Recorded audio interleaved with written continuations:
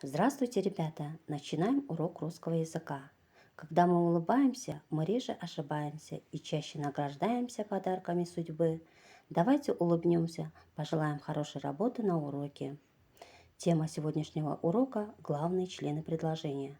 На уроке вы узнаете, какие слова называются главными членами предложения и научитесь находить в предложении подлежащее и сказуемое.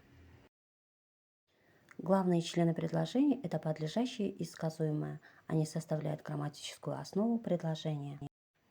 Давайте прочитаем предложение. Мальчик гуляет в парке. О ком или о чем говорится в этом предложении? В предложении говорится о мальчике. Задаем вопрос. Кто мальчик?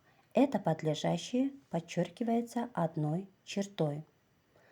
Запомните, главный член предложения, который обозначает о ком или о чем говорится в предложении, называется подлежащим. Подлежащее подчеркивается одной чертой и отвечает на вопросы «кто», «что». Давайте посмотрим, что говорится о мальчике. Мальчик что делает? Гуляет. Слово «гуляет» – это сказуемое, подчеркивается двумя чертами. Запомните, главный член предложения, который обозначает, что говорится о подлежащем, называется сказуемым и подчеркивается двумя чертами. Отвечает на вопросы «что делает», «что сделает». Итак, ребята, давайте закрепим тему сегодняшнего урока.